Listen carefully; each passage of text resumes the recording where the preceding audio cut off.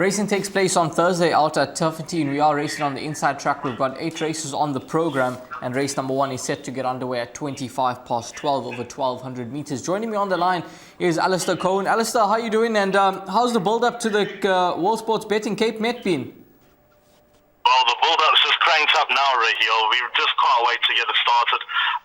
With the 11 races on the card, sadly we finished with a maiden. That's a little bit of a moot point. But overall, the build-up's sensational. We obviously got the sale on Thursday, the Cape Premier Yearling sale at the Cape Town Convention Centre. But it's all going on. I mean, the place is going to be heaving, even though Hollywoodbets Kenilworth is still not 100% complete. Obviously, the top level still needs to be done, and various other aspects still to be put in place. But it feels like a very, very good vibe leading into the Met, and really, really looking forward to the day with all the international flavour that's going to be there. Obviously, Charles Dickens not running in the World Sports Betting Cape Town Met just takes a little bit of sting out the tail, but the other grade ones will certainly be worth the entrance fee, and various other races, the baby races, will also be very exciting for obvious reasons. Yeah, we're certainly looking forward to the card, and all of the action you'll be able to catch it live on Gallop TV. Now, race number 1, Dow Solo is your 13-10 favourite. Calvin Abib and Tony Peter teaming up. It's 33-10 Enchanting Lady, 4-1 Gold Agent, JJ's Eagles 6-1 into 5-1, and then it's 7-1 and Better Bar. Those now, it's not a particularly strong maiden plate because obviously these horses, what you see is what you get with them. But who do you go to for your top selection?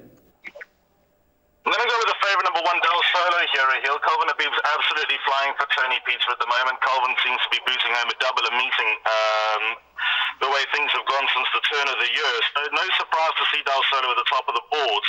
I think that she should be the right one here. Obviously, last time to work of time, she finished 1 3/4 length in front of number 2, Enchanting Lady, who, as I've reported a few times before, Fani Bronkhorst, thinks is above average, and she's got a few wins in her. She had an injury after her second start, and it's been a bit of a slow burn to get it to hand, but she's run okay in her last 2 starts, sensing that a win might be around the corner. But there's no reason to doubt Del Solo suddenly having 1 3/4 lengths, going backwards at that type of rate. So I think that she'll hold sway over number 2, Enchanting Lady. We kick off with my suggested bet, which is the bipod on the card, and I've gone with both horses. It remains to be seen if number 3, Gold Agent, will run. There is a valuable form update where she ran second a week ago to Articuno. Articuno returning from 6 months off and was entitled to need the run, but she was the best horse in the race, and she made Gold Agent look quite ordinary at the end of it all.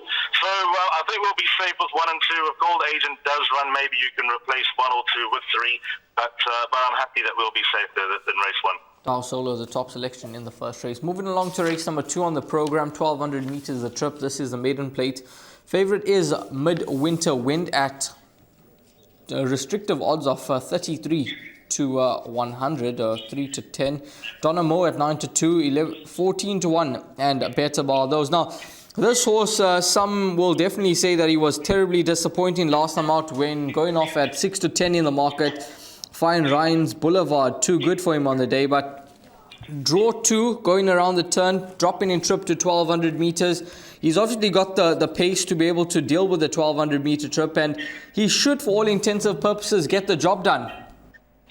Raheel, I think this is the start of whatever all to comes that you need to take for the entire weekend.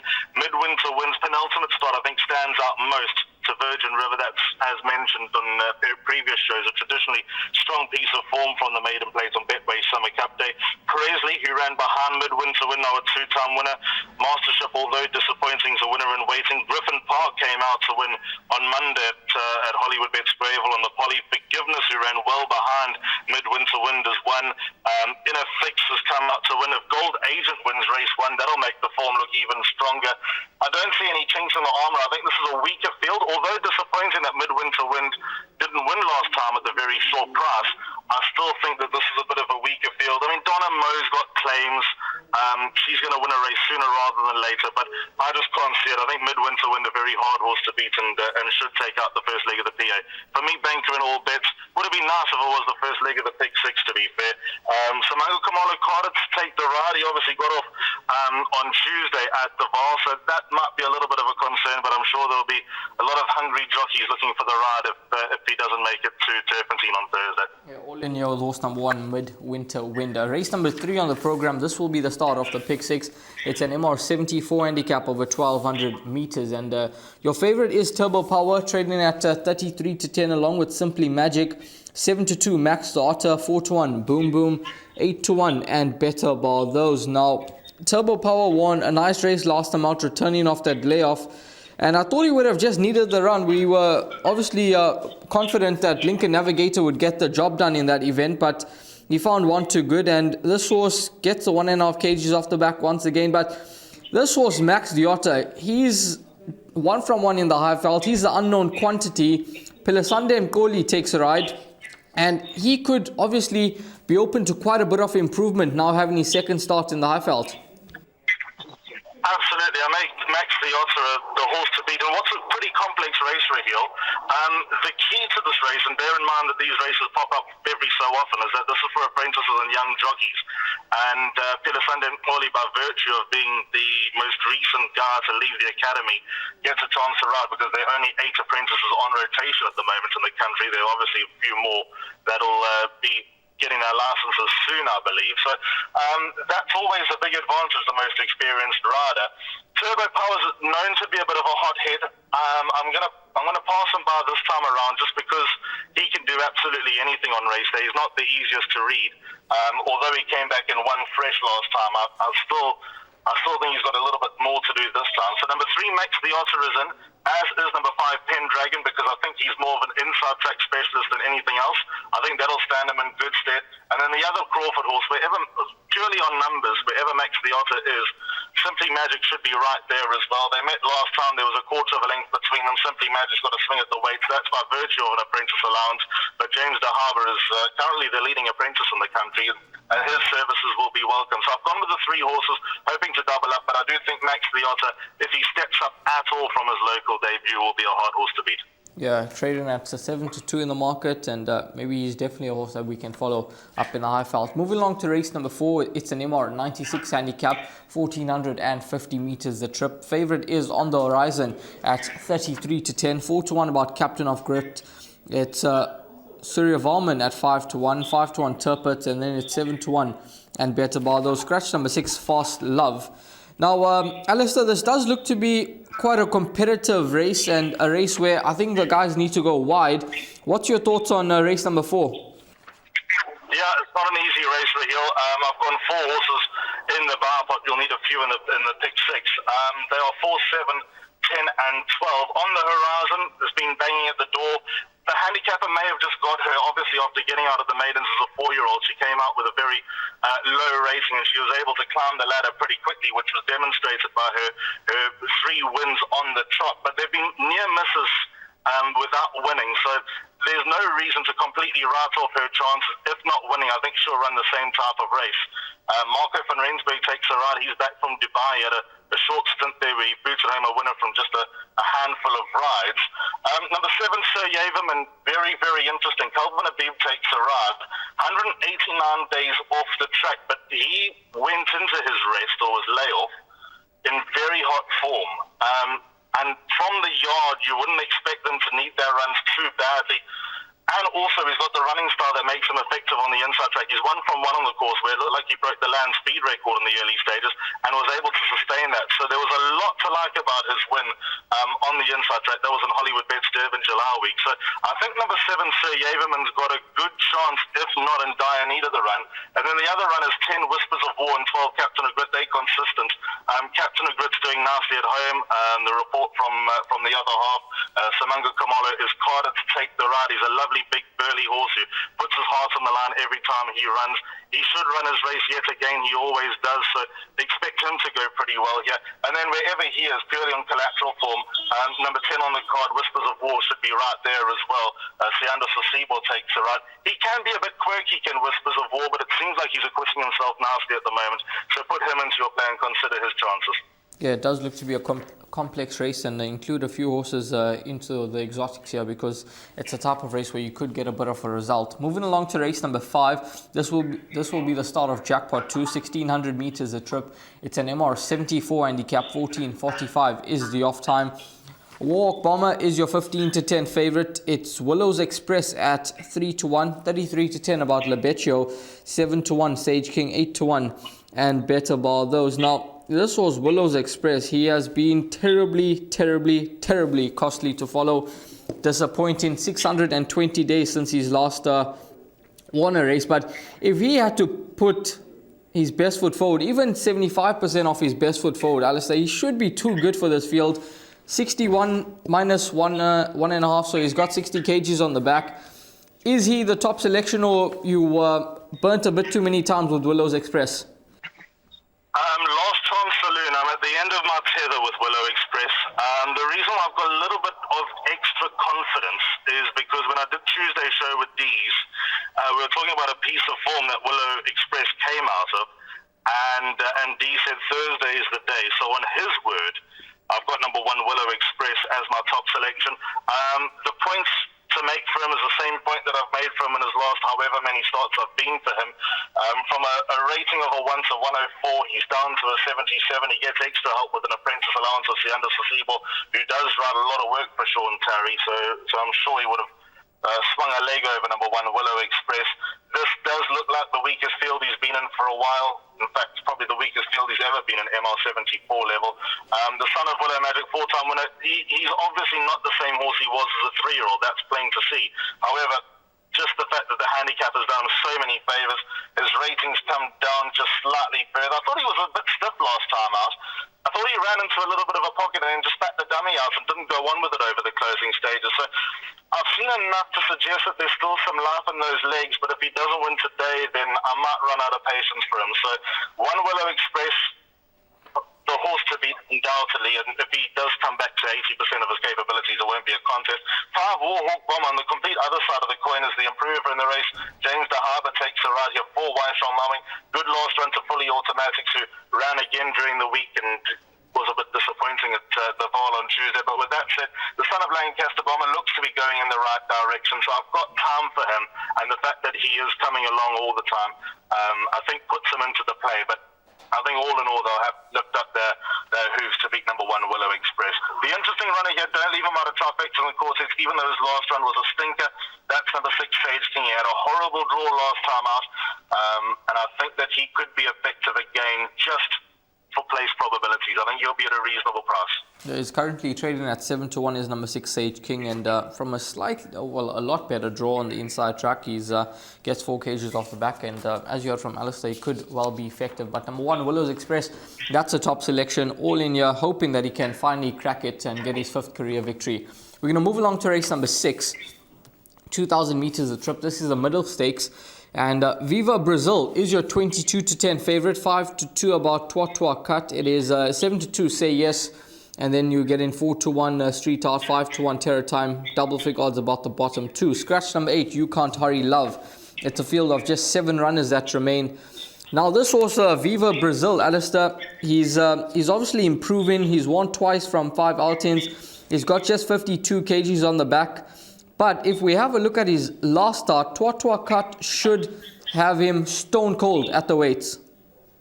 Yeah, that's the exact reason why I've left out number 6 Viva Brazil. As much as he's a likeable horse, as much as I think he's got more wins to come, I think Twatwa Cut will turn it around.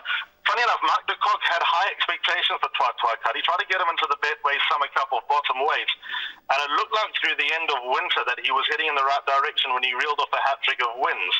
And then he just suddenly slowed his progress. Maybe the handicapper did reach him, got him to a mid to high 80, and then again gave him a penalty for being a loser at his last few starts. But with that said, he has Viva Brazil absolutely cold, as you mentioned, to the tune of, what's that, 2.5 kilos for a quarter of a length. Yeah, absolutely. That's big. That's a big swing for number 3, Twatwa Cut. And I think that he'll be well suited to the inside track. He's been on the inside track 4 times for a win in 3 places. So that's another big positive step in the right direction for the son of Rafid. So I think Twatwa Cut will turn around with number 6 Viva Brazil. And on that logic, I've left the current favourite out. 4 Say Yes, her run in the Jacaranda, which is now the War of Athena handicap, was poor. But I think she's better than that, what she showed last time when shouldering top weight and finishing second to Spring in Heaven. In that race was Red Maple, who I think is a winner in waiting next time she runs. I see she holds an entry next week, does Red Maple, so I'm going to follow her with them. So retrospectively, I think the 4 form might work if I like Red Maple next time she runs. And then number 5, Terra Time, she ran her socks off last time against boys, finishing less than a length behind Twin Turbo. Second on the race was a horse trained by Candace, whose name sadly escapes me at the moment. How embarrassing is that? Craig Zaki takes her up for Lucky Good Alark. Player, exactly right. Thank you, Raheel. Read nothing into the jockey arrangements, as Craig obviously can't do 52 kilos, so I'm not sure that that's a solid sign that the stable prefer Terra Time over Viva Brazil, but I'm still going to suggest that Terra Time's got a chance because she's probably in the best form of her life, to be fair. Yeah, she's certainly in a good space at the moment, and she runs well on the inside track, so she's definitely a runner that the guys can include. But number 3, Twatwa Cut, perhaps he could be the right horse in the race and get that fourth career victory with Muzieni sticking with the ride. We're going to move along to race number 7. This is a Fillies and Mares 72 handicap set to be run over the 1800 meter trip. 15:55 is the off time, and your favorite is Princess Azaria at 5-2, 4-1 Pretty in Pearls, A Place in the Sun 9-2, Midnight Crystal 7-1, and Better Bar. Those scratch numbers 5 and with an E and number 10 have a party. It's a field of 10 runners that remain. It's not a particularly strong race. What's your top selection?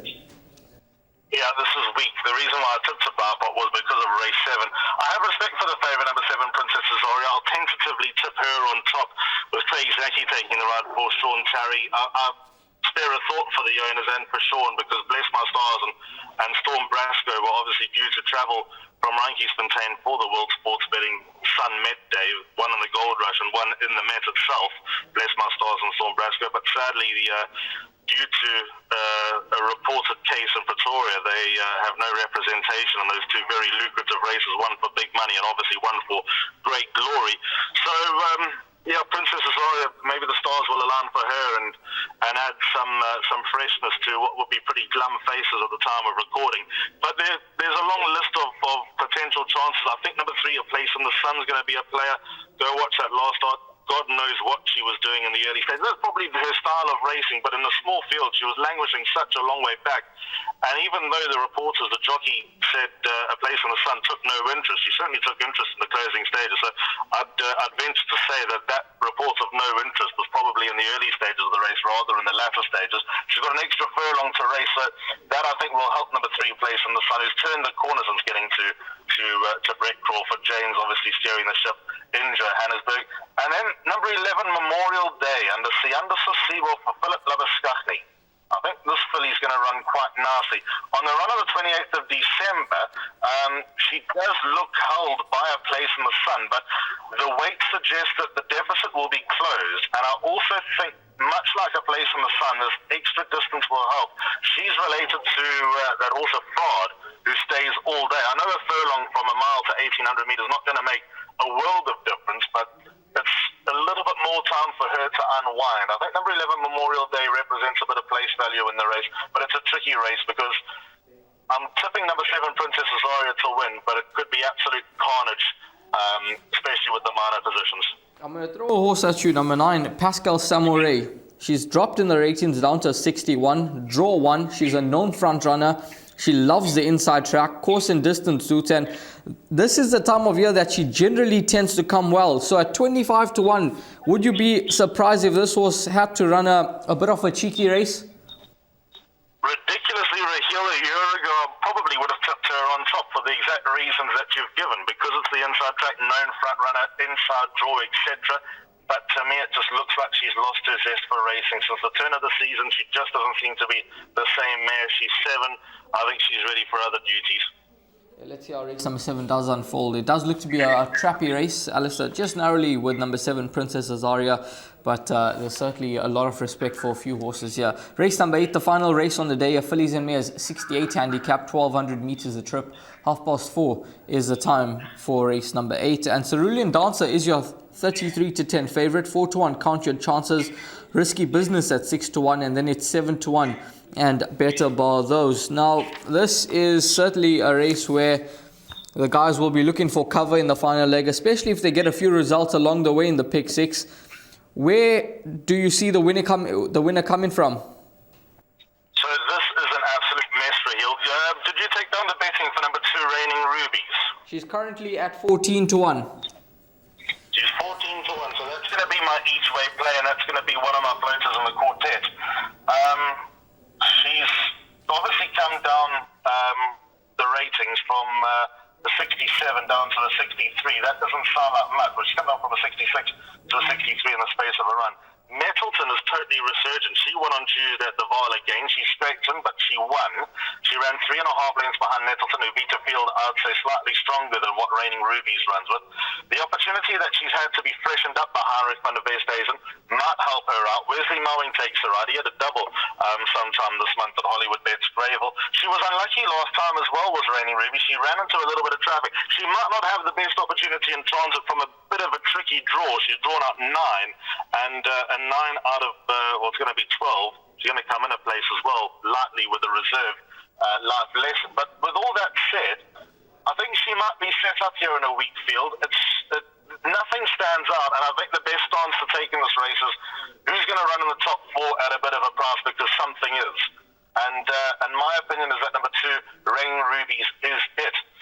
Using that logic, obviously on the run to Nettleton, or on a run to Nettleton, Smelting comes into the play as well, as does Mix the Magic. And I reckon that that number 8, Mix the Magic, will also go up at a pretty deep price. So the Unforeseeable takes her out for Philip Labuschagne. Not impossible that he settles a double here. So Mix the Magic hasn't won in 660 days. That's a very, very long time between drinks, but I think the race lends itself to a horse visiting the winner's enclosure for the first time in a while.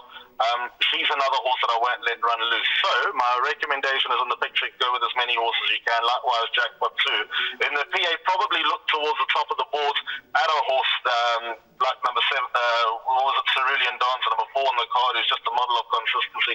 But I think ways to make money, look for 2 Reigning Rubies, and also Mix the Magic, number 8 on the card. 14 to 1 and 10 to 1 about those 2 runners in the final race, and I throw in a horse like Risky Business. I think the drop in trip could do a world of good here, especially from gate number 1 in race number 8. We're going to move along to the suggested bet now, and Alistair will take us through his suggested bet, which, as he mentioned, is a bar pot that commences with the running of race number 1, and that gets underway at 12. So Alistair, take it away with your bar pot.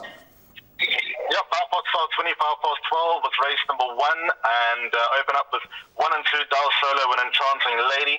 Second leg banker number 1 Midwinter Wind, very, very hard horse to beat. Start your weekend on Thursday with Midwinter Wind. Then in the third race, leg 3 of the bar pot, 3 Max the Otter, 5 Pendragon, and 7 Simply Magic. Then gone 4 horses in race 4, 4 On the Horizon, 7 Sir Yaverman, 10 Whispers of War, and 12 Captain of Brit. Penultimate leg of the bar pot, 1 and 5 Willow Express and Warhawk Bomber, with a very strong tendency to lean towards number 1 Willow Express. Whether that's foolish or not, we shall see. And then the final legs 3, 4 and 5 Twat Cut, Say Yes, and Terror Time. It's not the most expensive bar pot, but that's because I've left races 7 and 8 out of the exotics, because anything can happen there. 144 Rand is the cost of that bar pot for 1 unit, and it certainly does look to be quite an attractive bar pot on the day. Alistair, thanks very much for your time. All the best, and have a wonderful day on Saturday out at Hollywoodbets Kenilworth. Hopefully everything goes according to plan, and looking forward to seeing Seed again in action. He's deep in the red at 4 to 10, and hopefully for Michael Roberts, this individual can come through and get that Group 1 under the belt. Yep, that's all the talk, that's all the action. Everyone's looking forward to see it again. Expectations are high. I'd hate to be Michael Roberts. Pierce Stadium, I think, can handle the pressure. He's ridden short price favourites in grade 1s before and delivered. But for Mace, he's probably going to have a number of extra because of the expectations and because of the price on See It Again. But he is the best horse in the race. Let's not doubt him. And as you say, hopefully everything goes according to plan. Absolutely. Looking forward to the action out at Hollywoodbets Kenilworth on Saturday. As I mentioned, all of the action you can catch on Gallop TV. All the best with racing out at Turffontein on Thursday. Hopefully, it's a profitable day's racing.